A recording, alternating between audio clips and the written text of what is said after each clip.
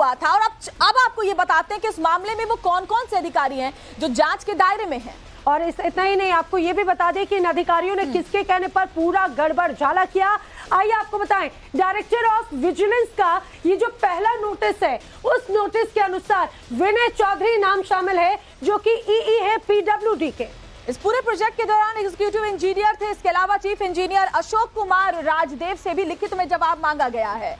और आपको ये भी बता दें, इतना ही नहीं बल्कि और भी ऐसे अधिकारी हैं जिनसे जवाब मांगे गए हैं। पीडब्ल्यूडी के सीएनएनडी सुप्रिंटेंडेंट इंजीनियर जिनका नाम है अभिषेक राज, उन्हें भी नोटिस जारी करते हुए सवाल पूछे गए हैं। इसके अलावा एई रजत कांत भी उस लिस्ट में शामिल है। इनको भी जवाब देना होगा कि किसके कहने पर ये डिजाइन बदले गए थे। और इतना ही नहीं, आपको ये भी बताते चले, शिवनाथ धारा जो कि तत्कालीन एग्जीक्यूटिव इंजीनियर रहे पीडब्ल्यूडी के ही, उन्हें भी नोटिस जारी किया गया है। तत्कालीन चीफ इंजीनियर पर भी नोटिस जारी किया गया है, जिनका नाम है पीके परमार। जी हाँ, शिवनाथ धारा के अलावा ही पीके परमार को भी नोटिस दिया गया है और उसके साथ ही रिटायर हो चुके एके आहूजा को भी नोटिस जारी किया गया है। और ये आपको ये बता दे, प्रिंसिपल चीफ इंजीनियर रहे हैं, उन्हें भी विजिलेंस ने नोटिस भेजा है। और इससे समझा जा सकता है कि आखिर किस तरह से एक के बाद एक ये जो तमाम नोटिस जारी करते हुए बौखलाहट दर्शाने की कोशिश की गई।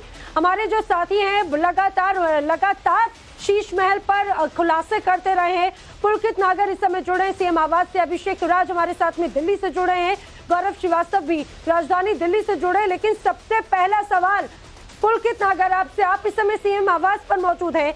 हमने खुलासे किए और अब उसके बाद में अब ये देखने को मिल रहा है कि एक के बाद एक जो तमाम अधिकारी हैं उनको नोटिस जारी किए गए हैं।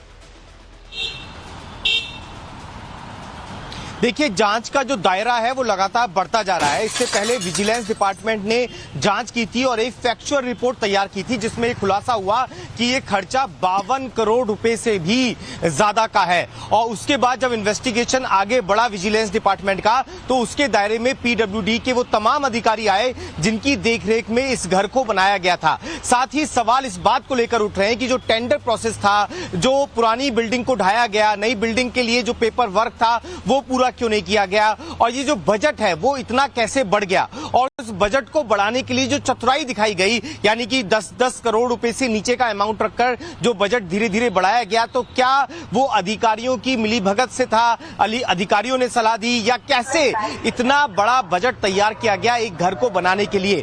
इन तमाम अधिकारियों से ये बात पूछी जाएगी अब, और इसी के लिए विजिलेंस डिपार्टमेंट की तरफ से सो कॉज नोटिस इशू किया गया है। इससे पहले विजिलेंस डिपार्टमेंट एक फैक्चुअल रिपोर्ट तैयार कर चुका है, यानी कि पीडब्ल्यूडी की जो तमाम आप, और इसलिए बड़ा असर भी हुआ है। गौरव श्रीवास्तव भी हमारे साथ जुड़े हुए हैं। गौरव, बीजेपी हमलावर है, साफ साफ कहना है कि ऑपरेशन शीश महल के तहत जो धांधली हुई है उसमें सीधे सीधे जो किंगपिन है वो दिल्ली के मुख्य अरविंद केजरीवाल है।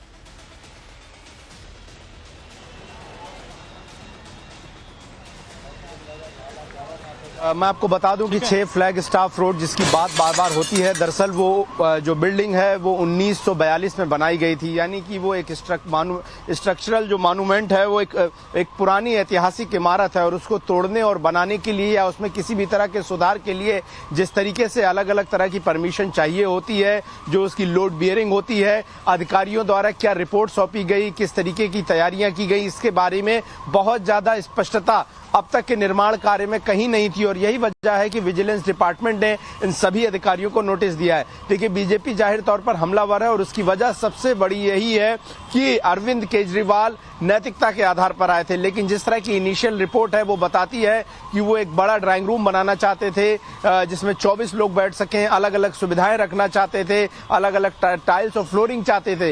इस बात को लेकर भारतीय जनता पार्टी जो है वो लगातार सवाल खड़े कर रही है, और नैतिकता से होते होते सवाल जब लगातार इसमें खुलासे होते रहे, आरोप है, बीजेपी के तमाम आरोप है कि इस घोटाले की जब फाइल और ज्यादा खुलेगी तो उसके बाद कई और बड़े नाम भी सामने आएंगे।